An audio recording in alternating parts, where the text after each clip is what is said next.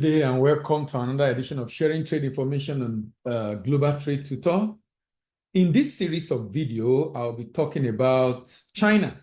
Now, China is a very important country, a country that is the largest exporter in the world and second largest importer in the world. US is the largest importer in the world and second largest exporter in the world.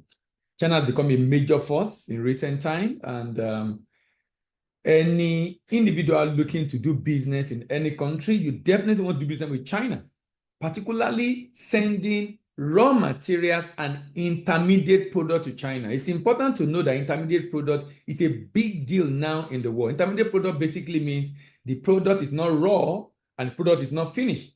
And China, being an industrial nation, highly industrialized nation, purchase a lot of these kind of products, particularly primary raw materials and intermediate product, because all these help them to be able to create jobs for their people. As a matter of fact, I'm aware there are some products you can't export finished to China. Why? Because it must be processed in China. Now, these are the kind of policy that China have in mind, or China have put in place to be able to ensure that its country is not a dumping ground, but rather its country, so is the import of China is deliberately targeted to be able to attract raw materials required for manufacturing and intermediate product required for production within the country. In fact, sometimes governments set up a trading company and government fund those trading companies, and those trading companies purchase these raw materials and stockpile them so that when organizations, manufacturing companies, factories need them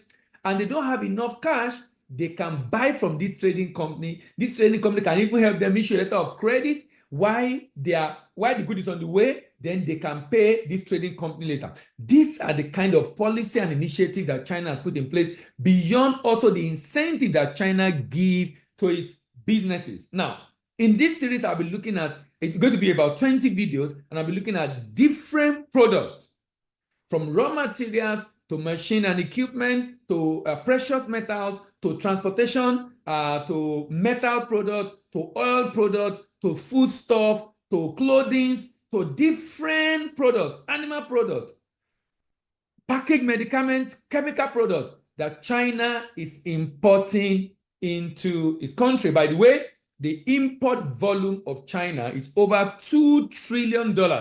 Global trade is just about 24, $25 trillion. And China alone is taking up over $2 trillion. That tells you the level of dependence of the global economy on China. So let's go. Now, the next product I would like to talk about is animal product, not leather now, animal product. Animal product. That's the different animal products, not just leather that we just talked about. And the demand for this is huge, 58.7 billion. Almost 30% of the 58.7 billion import of China for animal product is frozen cow meat, frozen bovine. And it's interesting to see this demand of China for animal product, frozen bovine, 28.3%. Then crustaceans, I think this is the family of crayfish, if I'm not mistaken, about 14.9%. Then you have non-fillet frozen fish. When you say a fish is filleted, when you remove the hair, remove the skin, remove the bone, and you have only the meat.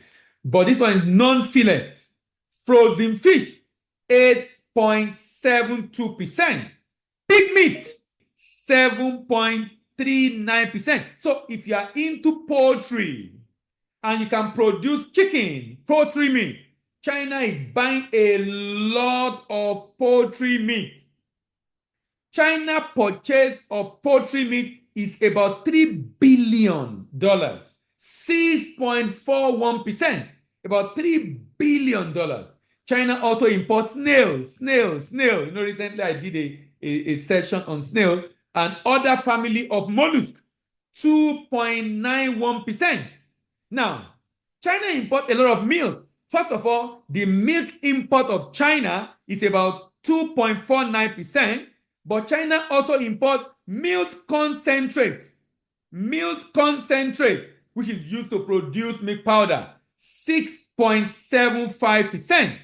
You see those internal organs of animal, edible offers.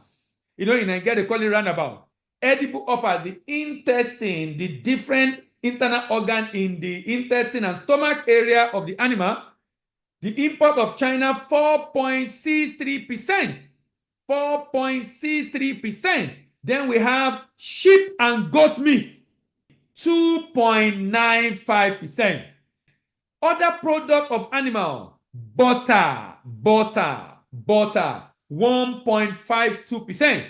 Feet fillet, 1.27%. Cheese, 1.31%. Animal organs, 1.37%. Non-fillet frozen fish, 1.26%. Bovine meat, 1.07%. And horses, 1.02%. Bovine cow, 0.75%. And even live fish, 0.59%.